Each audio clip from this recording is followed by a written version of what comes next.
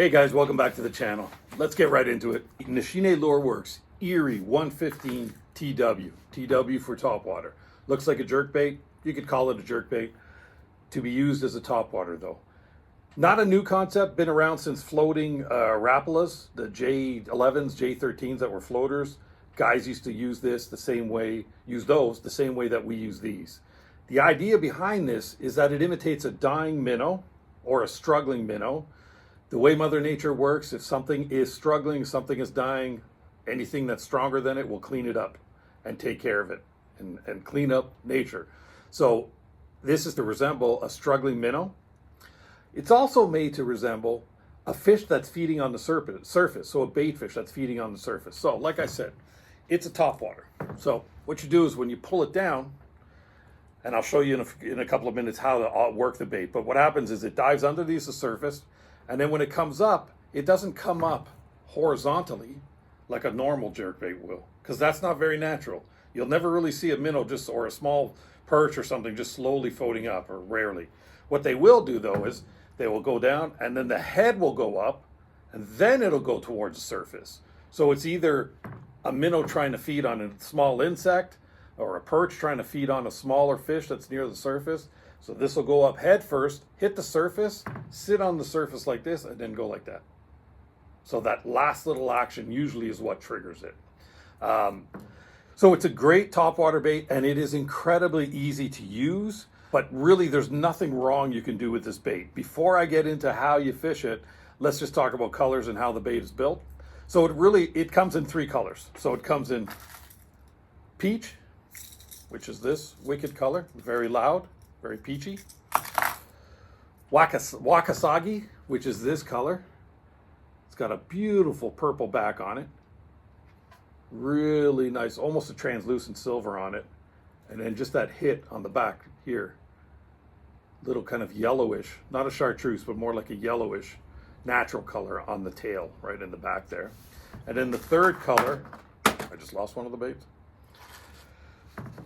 The third color is Pearl Core Ghost, and I invite you to try to say that 3 times fast. Pearl Core Ghost. Not sure why a Japanese guy would call it Pearl Core Ghost, because it's even harder for a Japanese person to say that. But anyways, that's what it's called, Pearl Core Ghost. So this is a very natural color. I mean, just beautiful. It's kind of got a slight purple hue to it, but very, very natural. Dark back. And it's got that same accent or that same little hit of a natural kind of yellow color right on the tail right here. So really those are the only 3 colors.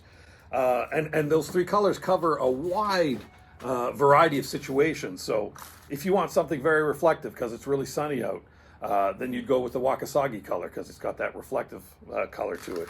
If you want something a little more subtle, then you would go with just the Pearl Core Ghost. Natural, very natural color, but more subtle than the Wakasagi. Or if you want to be loud, the fish are really active, and you just want to be loud and obnoxious, then you would go with this color, the peach right here. I actually find the peach works really well in very rough water. So originally this lure was designed for super calm water because you can get a lot of action out of it without causing too much of a disturbance. And that's really the idea of it. I've used this color in, like a 1 foot, solid 1 foot, more than a walleye chop, pulling it along the waves, parallel to the waves. And I think because the color is so loud that I had some really good results with it. So, but also peach is good. Stained water, peach would be very, very good for stained water.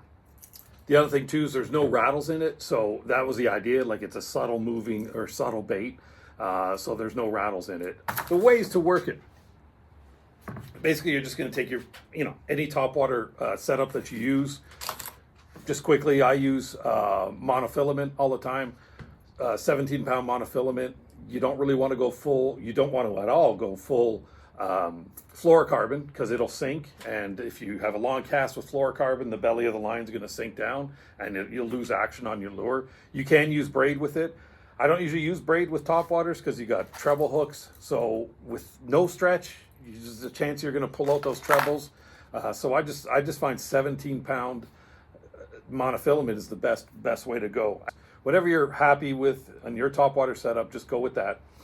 Cast it out as far as you can. And there's There's many ways you can work this, but the three main ways to work it is just this. Cast it out, let it sit, take your line and do a couple of turns like that, 3.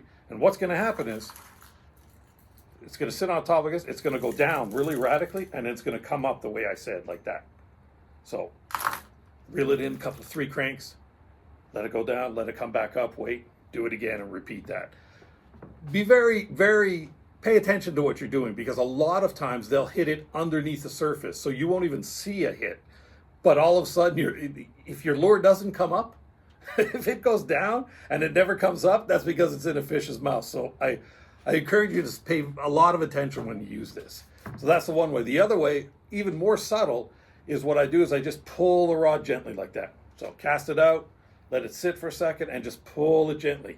I'll do that like first thing in the morning when there's not a ripple on the lake and really quiet out there. You know, no matter any movement, the fish are going to see it, right? So you're going to be very subtle, just a slight pull like that, and same thing, it's going to go down a little softer and then come up like that again, like that. The third way to do it, and this is actually Hiroshi came up with this, is to just do half turns with the handle. So he'll just go half, half, half, half, half, half. Like he'll hold his rod tip down, half turn, half turn, half turn, half turn.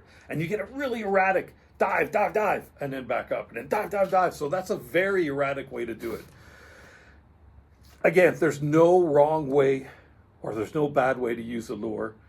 It can take a lot of pulling. It can take a lot of reeling, fast reeling without blowing out.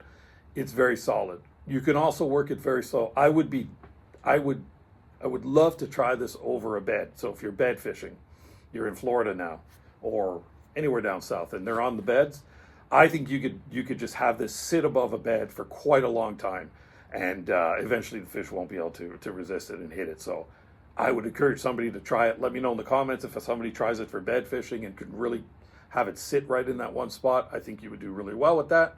But the important thing is there's no wrong way to do it. This bait catches fish. Again, I'm going to say it's not a new concept, but this has been designed perfectly for this technique of a dying minnow on the surface. Designed perfectly. The other advantage of this Nishine bait that I don't want to forget is the hooks on this.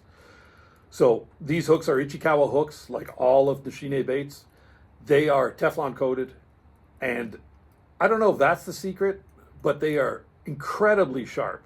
And I've used baits that were designed for the same thing, but they had incredibly weak hooks on them. So the hooks would literally last for maybe 2 fish, and then you'd have to change out the hooks. And then if you went with a hook that was a bit heavier, it would throw the tuning of the bait off. So these hooks on this bait are incredible. I don't remember, I'm sure I've missed a fish or 2 on it, but I really don't remember missing any fish on it. So really good hooks, super strong and incredibly sharp. It's the perfect balance of hooks. I use Ichikawa hooks on everything now. And then the other thing too is you can take, the best thing about Nishine lures is Hiroshi loves when you experiment. So if you ever come up and you know, I'll sometimes do something like this. I'll take one of his blades and put it on the back, or I don't have any other examples, but I might take, here's a different one. Here's a prototype with a copper blade on the back. You can mess around with this lure. They're made tough, so you can put a blade or put a feather treble on it. That's what I'm going to try this year. Here it is in the package. Nishine Lure Works Erie 115 TW for Topwater. Only 3 colors. Buy one of each. There's no bad color. Hope you enjoyed the video. Any questions on it, please put your comments below. I'll answer any questions that you have on this lure or any other Nishine lure. But I really encourage you to try them out. Thanks for watching. Appreciate it.